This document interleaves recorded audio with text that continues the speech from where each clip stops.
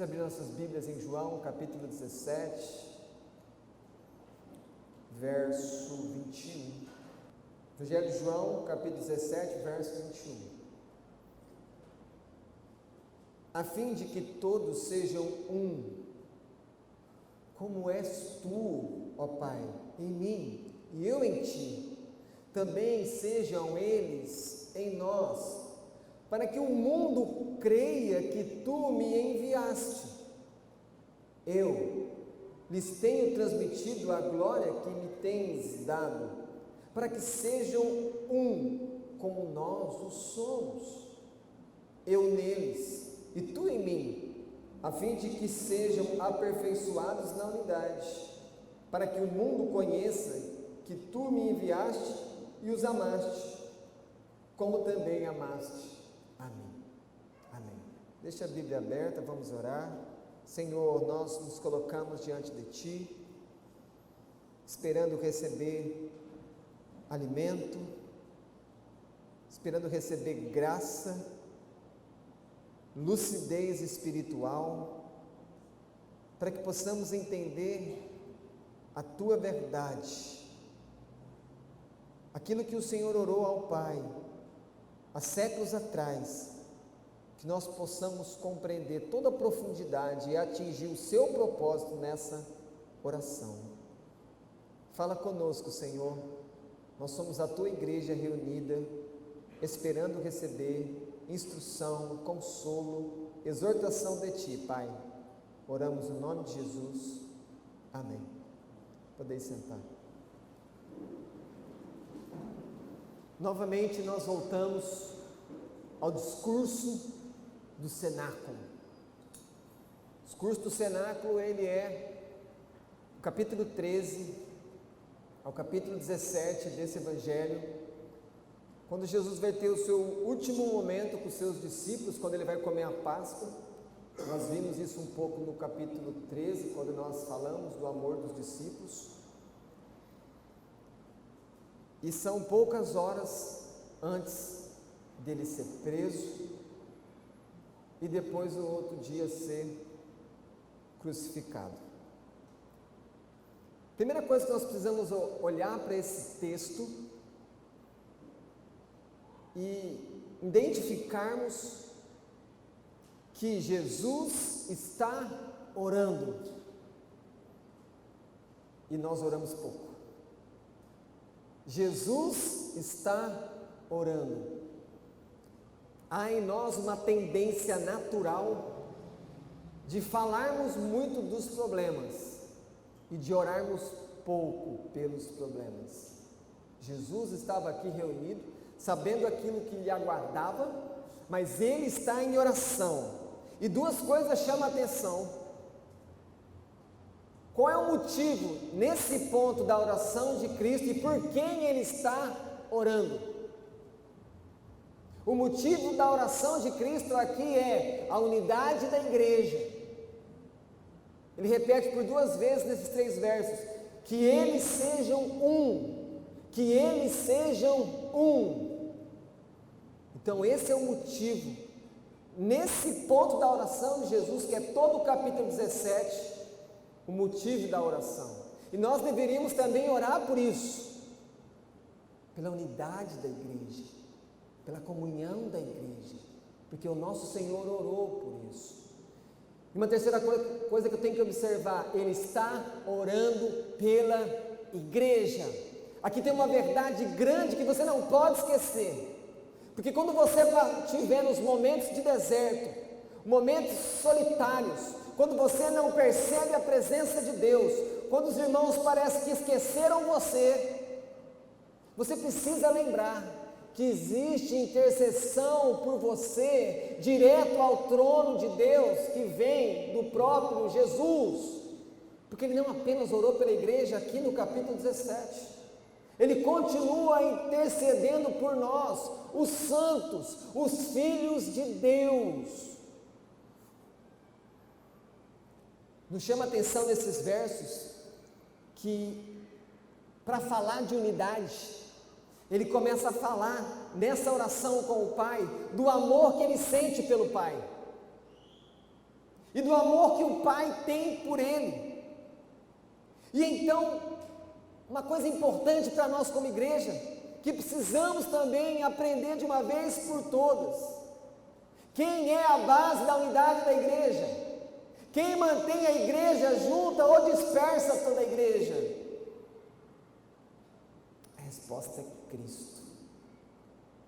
Não é o pastor, não é você, não são os nossos programas, não são as nossas ideias. E por que que Cristo ora ao Pai pedindo unidade da igreja? Porque se não tiver unidade, como viverão em comunhão? Como eles vão poder viver o amor que o Pai tem pelo Filho, e que é esse o amor que você foi chamado para viver na igreja?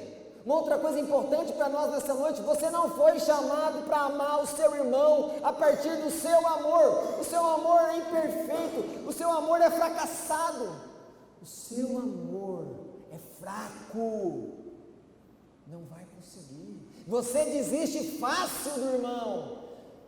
Nós somos chamados para amar o irmão a partir de um amor eterno, de um amor forte, que é o amor de Cristo. Nós amamos os irmãos porque é a vontade de Cristo, mas tem que ser um amor que eu amo em Cristo, no Espírito que habita em mim. E aí então, quando as pessoas lá fora olharem para esse amor autêntico, celestial, verdadeiro, mas que é imperfeito, porque os atores e atrizes somos nós, imperfeitos, as pessoas então vão entender que Deus está ali, porque o amor está ali, porque onde o amor do céu está, Cristo está. E as pessoas então vão querer conhecer esse amor de Deus. E quando nós pensamos nessa lição da oração de Cristo, nós podemos pensar aqui 3 coisas importantes para a igreja. Jesus está orando. Se Ele está orando, Ele está olhando para Deus, Ele está orando para o Pai. Então, para a gente poder entender aqui, por que que a igreja foi criada por Cristo? Em primeiro lugar, para ser um lugar de adoração, porque é na adoração que nós falamos do nosso amor pelo Pai. Isso tem que ser o primeiro, é o mais importante, é amar a Deus, e isso é extravasado, isso é manifestado na adoração. Em segundo lugar, essa oração está falando que ele ora pela unidade da igreja, ele ora para que os irmãos fiquem juntos, vivam em comunhão e vivam no amor dele. Jesus não te chamou para amar o teu irmão no seu amor, mas no amor dele, que vence o pecado, que vence a resistência, que vence a diferença.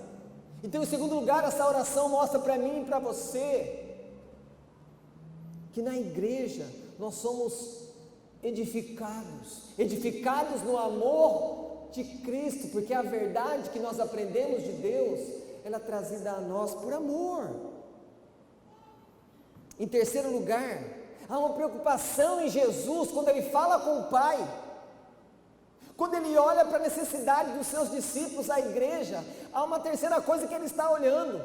Ele está olhando para fora, Ele está olhando para o mundo, Ele está olhando para aqueles que não conhecem a Ele. Por quê? Porque Ele diz nesses versos: olha, vocês precisam viver juntos, porque quando vocês ficam juntos em amor, no meu amor, vocês dão testemunho para os de fora que eu estou com vocês. Então o Pai me enviou a vocês, porque o Pai ama vocês, mas esse amor do Pai precisa ser manifestado a todos. Todos precisam conhecer o amor, e a igreja é o lugar que Cristo, o Pai e o Espírito fazem isso na criação.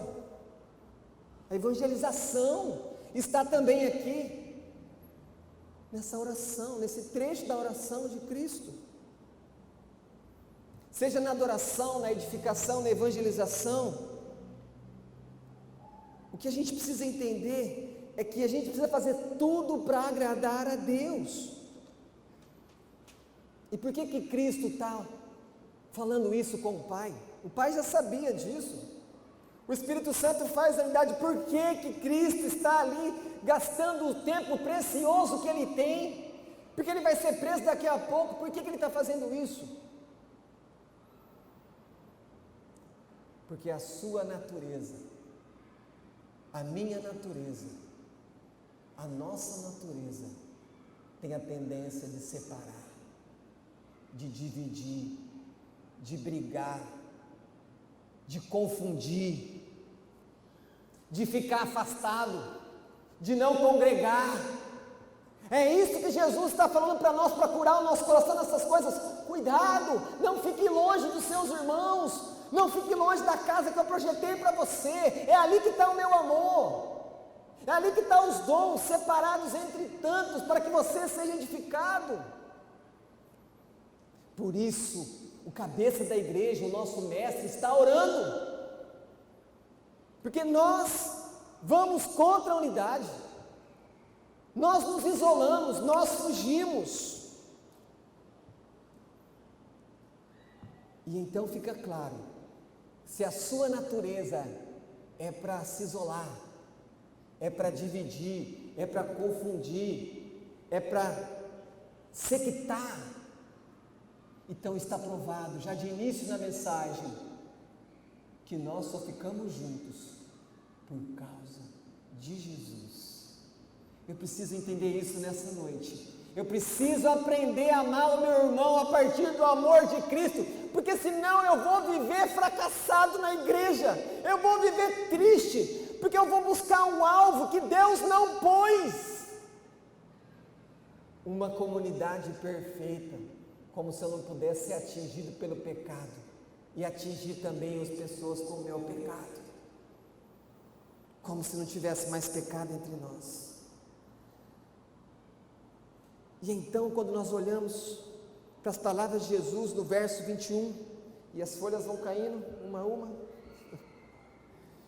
primeira coisa que eu preciso entender a partir do verso 21 é que diz assim: a fim de que todos sejam um, como és tu, ó Pai, em mim, e eu em ti, também sejam eles em nós.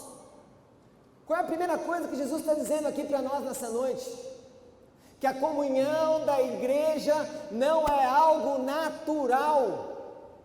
Jesus está dizendo o seguinte, falou assim: olha, eu e o Pai somos um, e a partir do relacionamento que vocês têm conosco, vocês também serão um, mas isso nós fazemos, não é vocês. Vocês vivem a comunhão, vocês vivem a unidade, eu faço a unidade, eu ajunto vocês.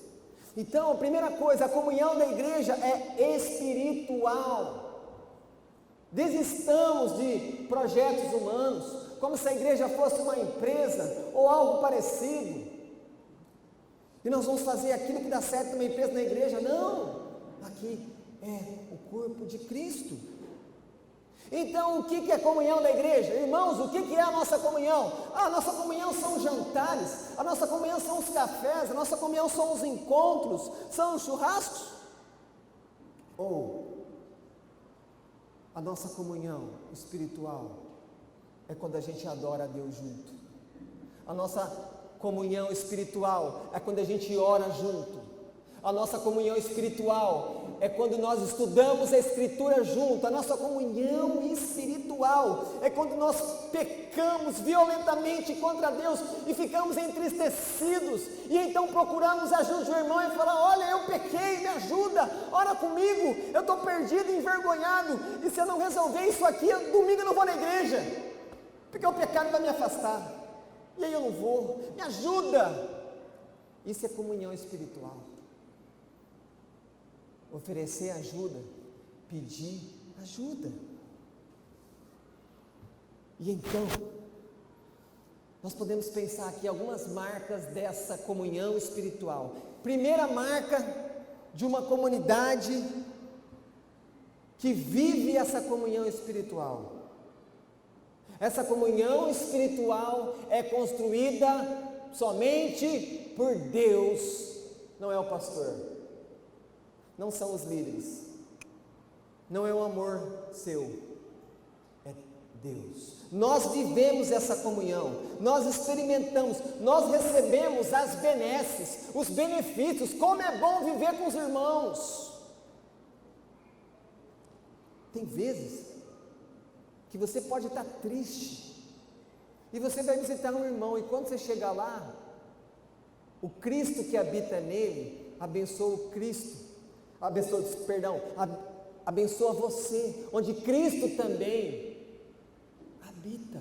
Mas você está vivendo uma tristeza, e o simples fato de estar com outro cristão, onde está o mesmo Espírito, aquilo já faz bem para você. Só a presença do irmão já ajuda você. Por isso, Jesus diz nos versos 21, sejam eles em nós, sejam eles todos um só. No verso 22 ele repete, para que sejam como nós o somos, para que eles sejam um. Por que ele está enfatizando isso? Que ele está dizendo, só eu posso deixar vocês unidos, só eu posso gerar verdadeira comunhão, porque se deixar para vocês vão acabar estragando aquilo que eu tenho para fazer. Vocês têm que me seguir, vocês têm que me ter como modelo. Uma segunda característica de uma comunhão espiritual, que nós também não entendemos, porque nós temos na nossa natureza a ideia de que comunhão é algo que eu vou construir, e nós somos bons para isso.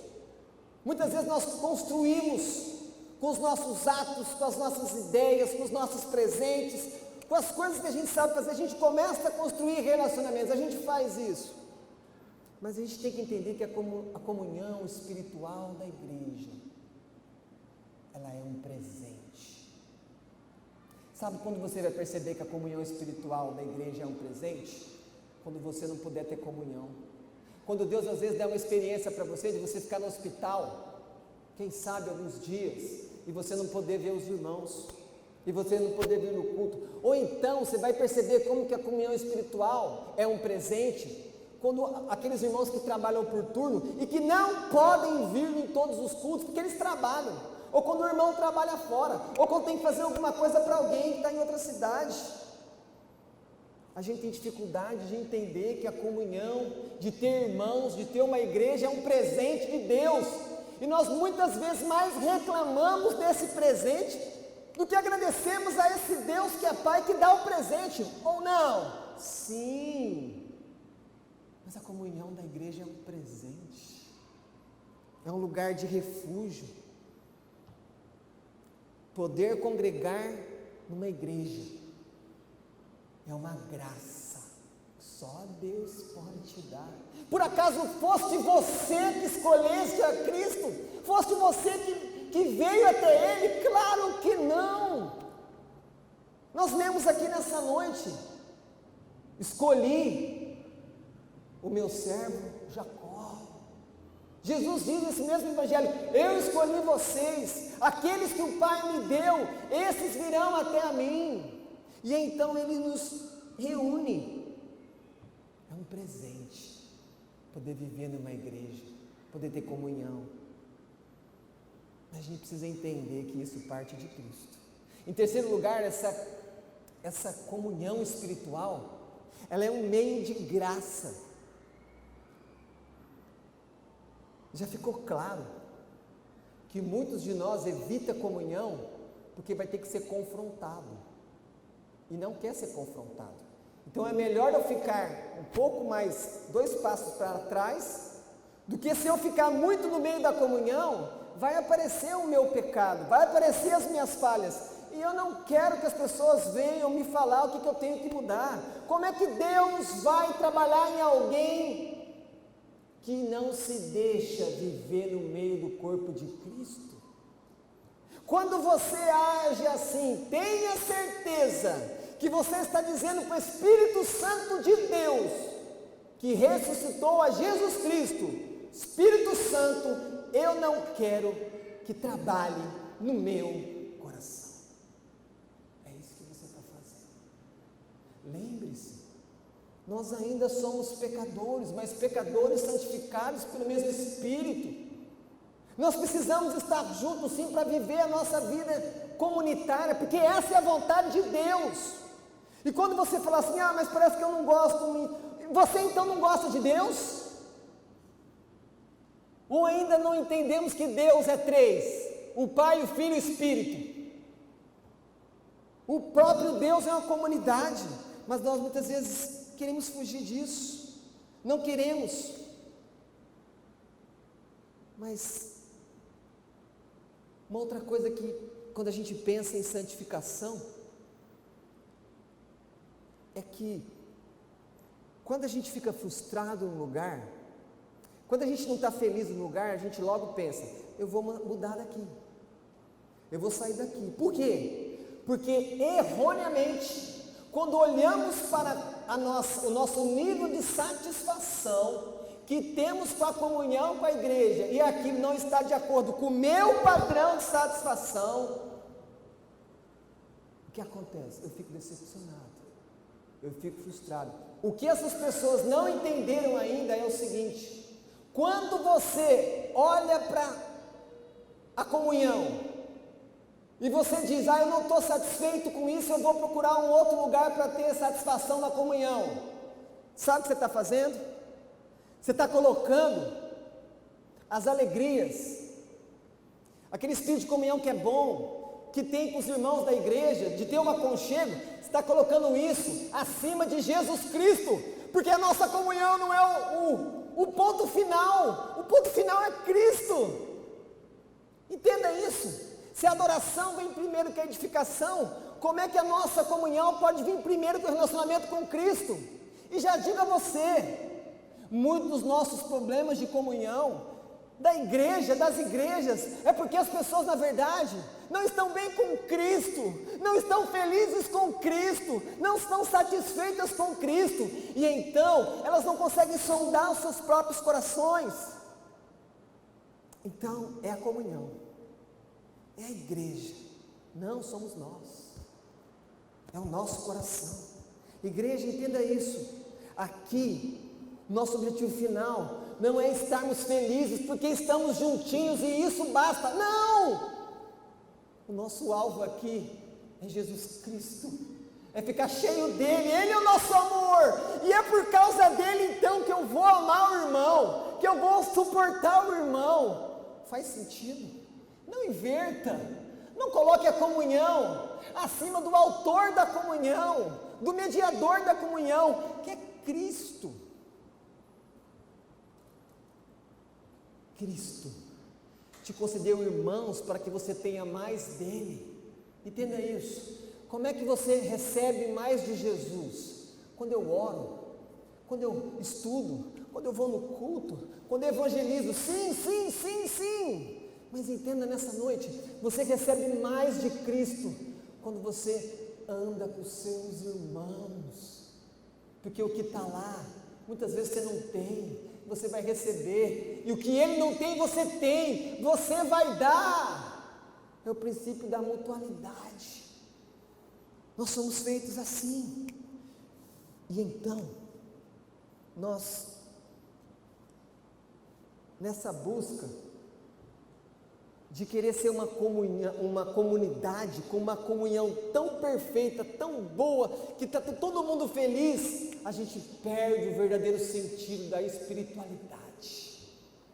A gente não olha para aquilo que é mais importante, a nossa relação com Cristo, porque é ela que vai dizer, a relação com Cristo, como que eu trato os meus irmãos, não é o contrário. Algumas pessoas acham entre nós que ela pode estar super ligada com Cristo e desconectar os irmãos. Cristo não pensa isso, Cristo não ensinou isso não está na Escritura, isso não foi revelado, isso não é verdade. Nós podemos perder a ação do Espírito na igreja e termos uma comunhão na igreja que não é espiritual. Isto tem vez quando não dependemos do Espírito para estar unidos.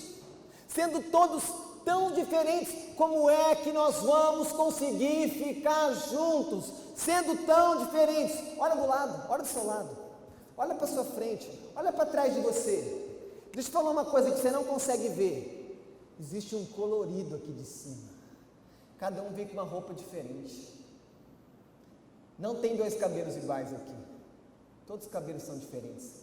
Você acha que nós vamos manter essa diversidade unida? Isso não existe. É só Jesus que vai manter essas pessoas todas coloridas, juntas, na cruz, do sangue dele. Não dependa de você para continuar bem com os irmãos, dependa de Cristo. Vá a Cristo e você vai viver bem com o irmão. Você vai amar mais a igreja. Ou então, a gente pode fazer o plano B, humano. Vamos substituir o Espírito Santo, a liderança da igreja e algumas pessoas da igreja, os irmãos, vamos trabalhar e vamos então criar técnicas de psicologia. Vamos fazer o seguinte, vamos fazer programas, um evento atrás do outro evento, para deixar as pessoas tão ocupadas com a agenda da igreja, que elas não vão pensar se aquilo é bom ou não, porque ela entra no automático. Porque o que importa é a gente ficar juntinho, não, o que importa é nós estarmos bem com Jesus. E aí nós ficamos juntinhos, porque se eu não estou bem com Jesus, eu não vou ficar juntinho com Cristo, com o irmão. Quantas vezes nós dependemos de uma outra pessoa para estar bem, da influência de um líder? Qual é o resultado disso para a igreja? O resultado, quando nós trocamos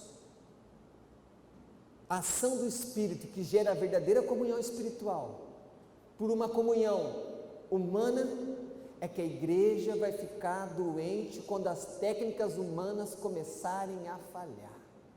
Quando Deus der um simples toque na estrutura humana, vai tudo ruir, mostrando que aquilo era uma coisa enganosa, superficial. E sabe o que vai acontecer em seguida? Vai surgir aquele mar de críticas.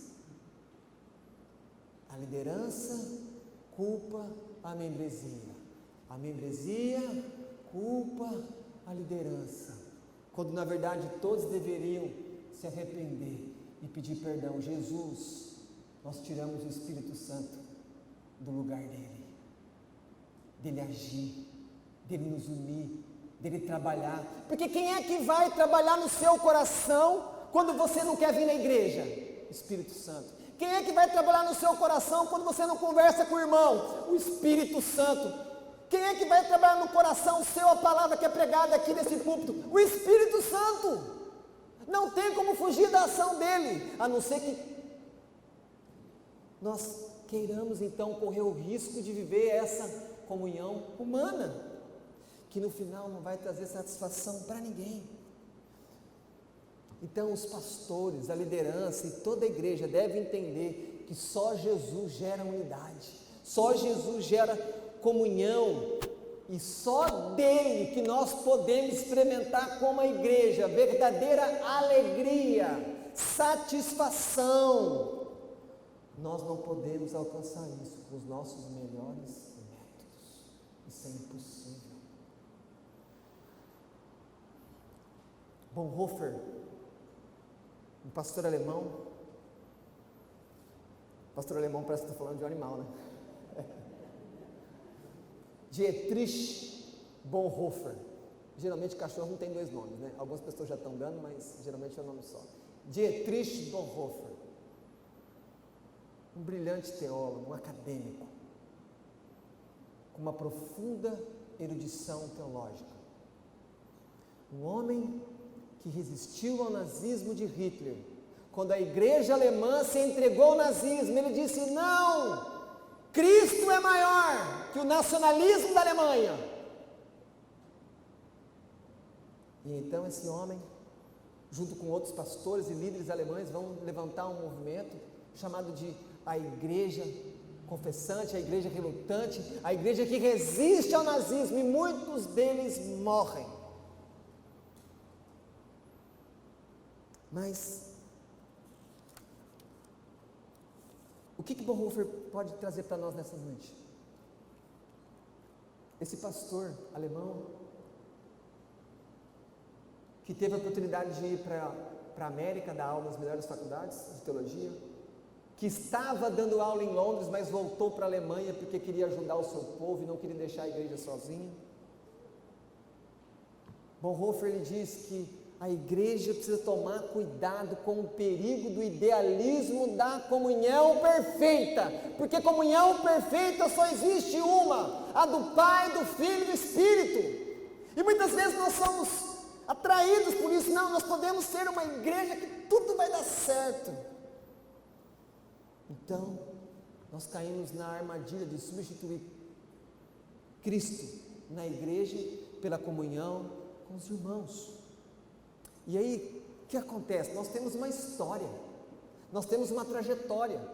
Como nós então começamos a julgar a nossa vida espiritual com a satisfação da comunhão, quando a gente olha para o nosso passado e a gente vê que nós estávamos mais satisfeitos na comunhão da igreja ou em qualquer coisa que estava acontecendo, nós já ficamos o quê? Decepcionados, frustrados, mas eia! Cristo é o mesmo. Nós ainda estamos ouvindo o Evangelho. Paulo fala sobre isso, que nós não podemos olhar para o passado e achar que as melhores coisas já passaram. Nós temos um novo céu e uma nova terra pela frente. Como é que nós podemos olhar para as coisas do passado e achar que o melhor já chegou? Claro que não! Mas quando nós trocamos Cristo por esse alvo da comunhão perfeita, nós fazemos isso porque nós precisamos comparar. Com o amor de Cristo eu digo a vocês, não acuse a igreja daquilo que você mesmo é capaz de fazer, mas somente Cristo. Quando você vê uma falha na igreja, vá a Cristo, ore a Cristo, suplique por Ele, porque Ele que é o Senhor da igreja, Ele que levanta os abatidos, Ele que rebaixa os exaltados.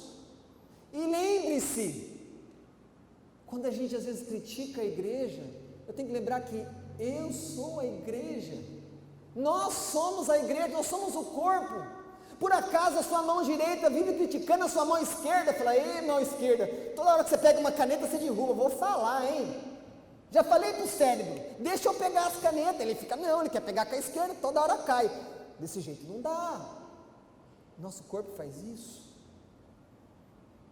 Fale com Cristo, vá a Cristo, porque Ele é o nosso Senhor, Ele é o cabeça, Ele é o nosso juiz. Se nós estamos querendo de uma comunhão melhor, e devemos querer isso, porque é bom ter comunhão com os irmãos, se encontrar com eles, orar junto, ter a presença deles. Lembre-se, você vem ao culto não apenas para adorar Deus, você vem ao culto para ver os seus irmãos. Isso é uma questão teológica, isso é doutrinário. Você vem ao culto porque Deus quer que você veja, converse, sinta, na medida do possível, cada pandemia, o seu irmão. Precisamos mais de Cristo, igreja, para que Ele aqueça a nossa comunhão de um modo verdadeiro, e então nós aprendamos a amar a sua igreja, com as suas fraquezas, com as suas mazelas, que na verdade são as nossas fraquezas, a sua fraqueza, a minha fraqueza. Cristo está cuidando de cada ovelha dele. Seja paciente e se mantenha firme na oração pelos seus irmãos, pela igreja. Nós chegamos no ponto B então desse verso 21, quando fala, para que o mundo creia que tu me enviaste. Por que é importante? Por que Jesus está falando para o Pai que é importante a nossa unidade? Por que a nossa comunhão é importante para as pessoas de fora crer que Deus enviou Jesus? Qual que é a importância disso? Jesus está dizendo aqui o seguinte para nós: assim como os colégios particulares, quando saem os vestibulares, as notas, pegam lá as aprovações e publicam nos jornais, aluno de colégio tal, primeiro lugar em tal faculdade. Por que eles fazem isso? Eles querem divulgar o seguinte: o nosso ensino é bom, olha o resultado. Da mesma maneira, Deus planta uma igreja, coloca os seus filhos, que Ele comprou com o sangue de Jesus, e Ele então espera o mundo, e Ele vai, por meio do Espírito, tocar no mundo. Ali tem um lugar onde o meu amor é vivido, ali tem um lugar onde o meu amor existe no coração daqueles que eu chamei, daqueles que eu purifiquei. Quando nós não nos amamos como irmãos, nós não estamos dando bom testemunho de que Deus enviou Cristo para que o mundo conheça o amor de Deus. Toda vez que a gente ficar com divisão, toda vez que a gente ficar com briga, dissensão, disputas, é como se nós estivéssemos fechando as portas da igreja para quem está lá fora, precisando ouvir do amor de Deus, porque isso é que o mundo precisa ouvir, do amor de Deus. Paulo, escrevendo a Tessalônica, ele diz assim: vós mesmos estáis por Deus instruídos que deveis amar uns aos outros. Na verdade, Paulo, quando fala com essa igreja, ele está dizendo: olha, eu sei que vocês têm amado uns aos outros, mas depois ele fala: mas eu quero falar o seguinte, ame mais o seu irmão. Fala: mas pastor, não tenho tempo. Nós temos que amar mais a Cristo, sim ou não? Sim ou não? Se nós temos que amar mais a Cristo, então devemos também amar mais os nossos irmãos. Nós separamos o nosso amor por Deus do nosso amor pelos irmãos. Cristo fez tudo junto, tanto é que Ele coloca o nosso amor como testemunho para os de fora. E aí então nós pensamos, como que essa pandemia atrapalhou o nosso testemunho? Porque muitas vezes a gente não pode ficar junto, muitas vezes não podemos estar fazendo culto. Mas por outro lado também, a pandemia expôs a nossa falta de amor e comprometimento e cuidado um pelo outro. Da igreja. A pandemia fez isso. Mas nós podemos tirar algumas lições sobre a pandemia e a comunhão. Primeira coisa que você tem que ter aprendido com a pandemia, senão Deus vai ter que fazer uma outra coisa com você. Você foi feito para ter comunhão. Você pode gostar de momentos sozinhos. Você pode ter momentos de se retirar para buscar mais a Deus. Você pode ser posto num deserto espiritual pelo próprio Deus, e Deus fechar tudo em volta, não deixar ninguém te ver. Deus faz isso. Mas você foi feito para ter comunhão. Se você não aprendeu esse princípio, cuidado, e ficar se isolando, cuidado que você pode ficar doente, e vai pagar um alto preço por isso. Segunda lição da pandemia: o isolamento é exceção, não é regra. A regra é a comunhão, é estar junto, é conversar, é comer junto, é se apoiar, é ir no hospital quando alguém está doente. Às vezes nem no hospital a gente não pode visitar os doentes, isso é desumano. Percebam isso, mas tudo para que Deus possa mostrar. Quantas vezes vocês poderiam ir no hospital e vocês não iam, agora vocês não podem. Lição da pandemia: isolamento é exceção. Terceira, ninguém pode ficar bem sozinho por muito tempo. Não dá. A gente vai ficar bem como o próprio Cristo ficava, tendo comunhão, pessoas ao seu redor. E então nós chegamos no verso 22, quando Jesus fala assim: Pai, eu transmiti para eles a glória que o Senhor me deu. Como assim? Como assim? Como que Jesus transmitiu a glória do Pai, que Ele recebeu do Pai para os discípulos? Que glória é essa? Porque as pessoas vivem buscando, eu quero ver a glória de Deus, me mostra a glória de Deus. Moisés queria ver a glória de Deus, mas qual é a glória de Deus que Jesus fala nesse verso 22? Está escrito aqui, ó: eu lhes tenho transmitido a glória que me deste. Que glória é essa que Ele transmitiu? A glória que Ele transmitiu para os discípulos é: Pai, eu mostrei para eles como que é a nossa relação de amor.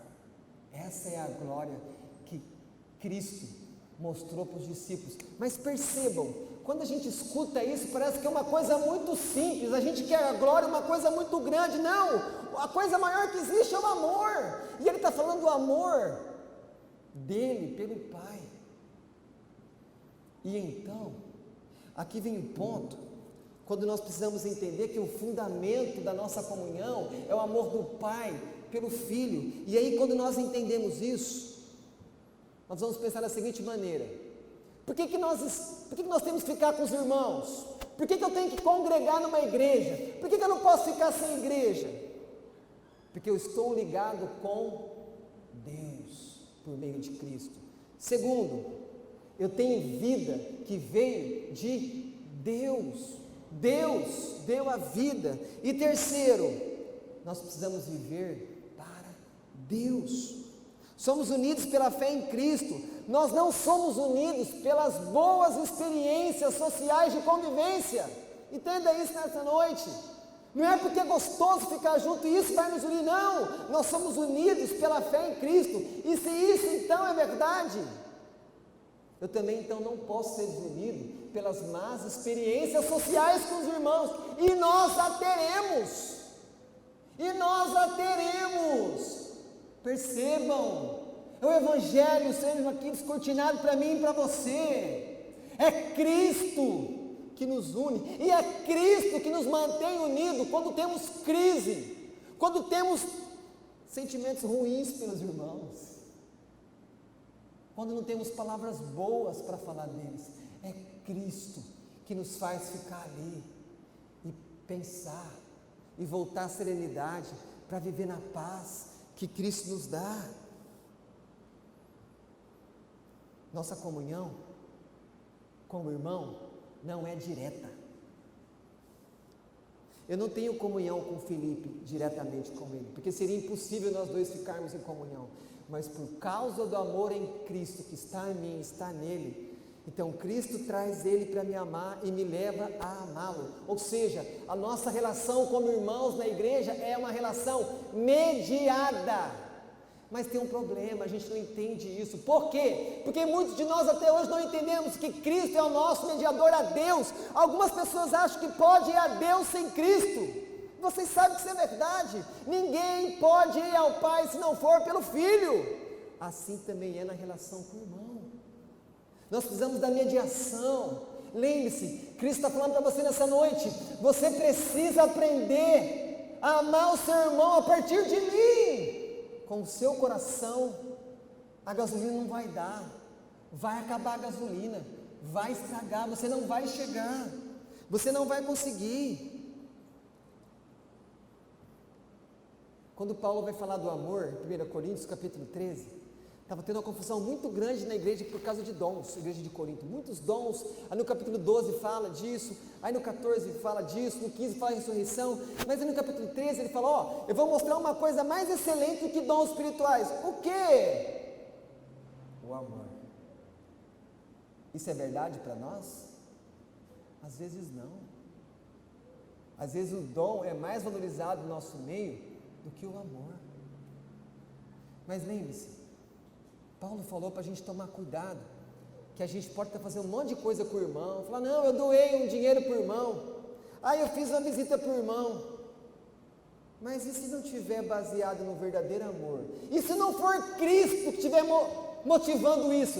E se for simplesmente a alma sorrateira de um pecador que está assim, ó, eu vou fazer isso aqui, porque daí eu vou me tornar mais popular na igreja, eu vou ser mais benquisto, ou isso não acontece? Percebam, às vezes o nosso amor pelo irmão é um amor maquiado, é um amor falsificado. Por quê? Porque está baseado só em nós. Nós precisamos amar o irmão a partir de Jesus. Comece a fazer isso e você vai experimentar uma nova relação, vai ter menos crítica no seu coração, e mais compaixão, e mais alegria. E nós vamos às vezes começar a nos doar, do que ficar esperando para receber. Apenas o amor espiritual que vem de Cristo nos dá um amor que verdadeiramente é livre. Muitas vezes a gente está amando as pessoas, mas parece que é uma obrigação, porque estamos amando com a nossa própria força. Mas quando é o Espírito que está nos movendo, nós temos liberdade, nós temos alegria.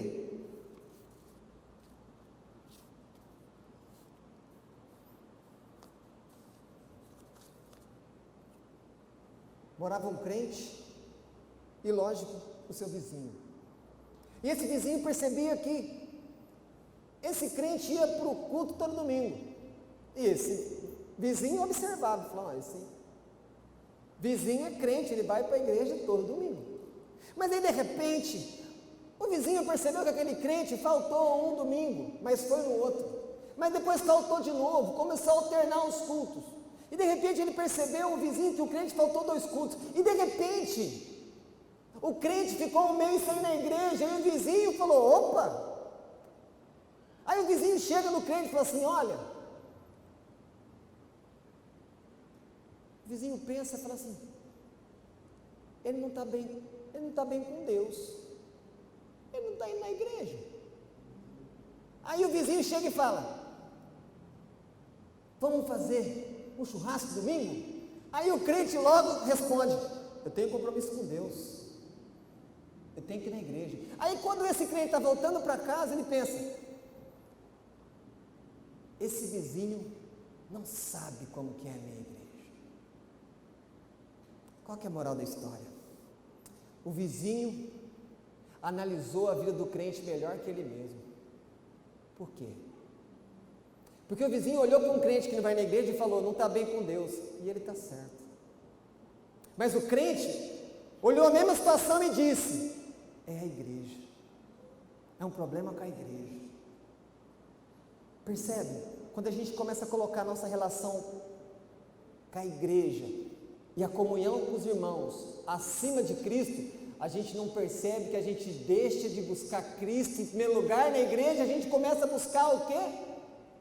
Se o relacionamento está bom ou não com os irmãos, eu vou na igreja. Agora, muito se ama a Deus.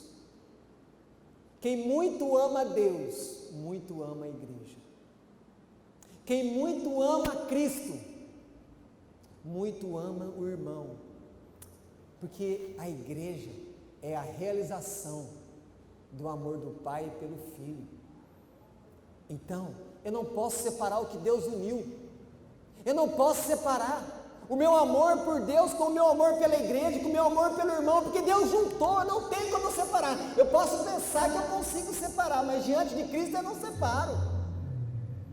Então temos que ter cuidado para não estar analisando de maneira errada a nossa própria vida com Deus e achamos que é a vida com a igreja. A vida com a igreja só é a manifestação da minha vida com Deus, porque a minha vida com Deus é segunda, terça, quarta, quinta e domingo. Não só domingo.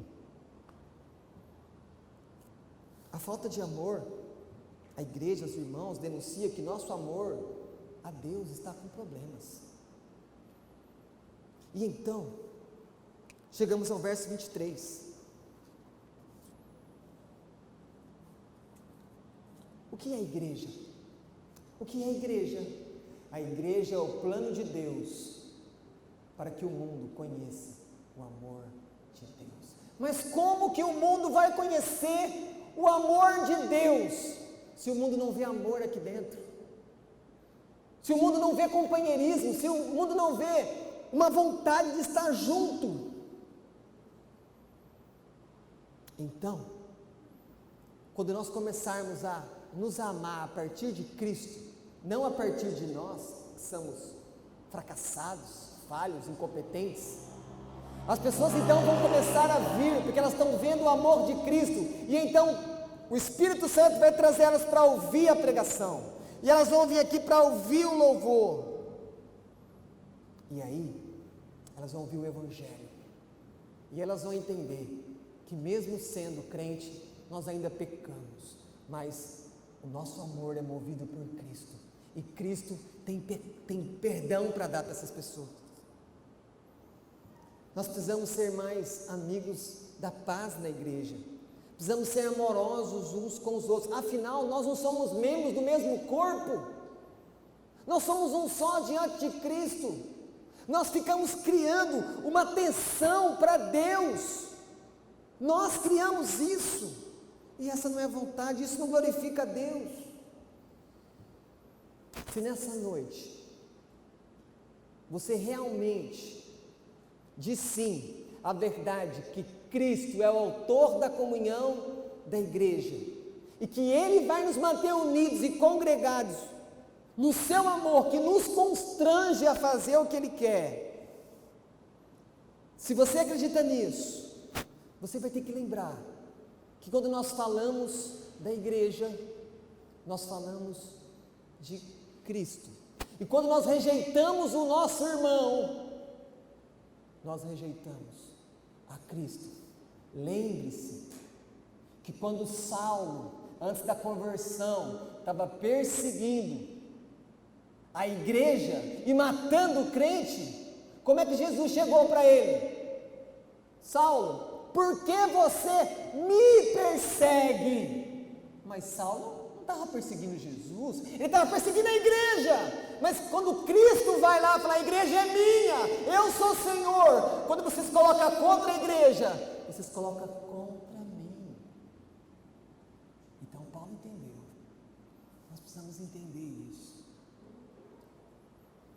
O amor de Deus veio ao mundo por meio de Cristo, e agora Ele nos fez igreja para que o mundo seja alcançado. Mas repito, como é que nós vamos alcançar os lá de fora se nós não tivermos um amor que atrai os olhares das pessoas para cá? Fala assim, eu gostei daquele lugar, porque ali eu sinto a presença, eu sinto o amor de Deus. Então a vontade de Deus é que essas pessoas olhem para os seus pecados e se arrependam. E então um novo filho pode surgir pela ação do Espírito Santo. Igreja, quando falta Cristo no seu coração, nem todo amor de todos os irmãos será suficiente para satisfazer aquilo que você deseja lá no fundo. Só Cristo tem isso para você. Não troque o amor, mesmo que possa estar sendo bom para você, de comunhão com os irmãos, pelo aquele amor que é fundamental, que é base de tudo, que é o amor de Cristo. Primeiro ame a Cristo, e então, a partir do amor de Cristo, ame os irmãos, porque é assim que o nosso mestre ensinou, e é assim que nós precisamos viver como igreja de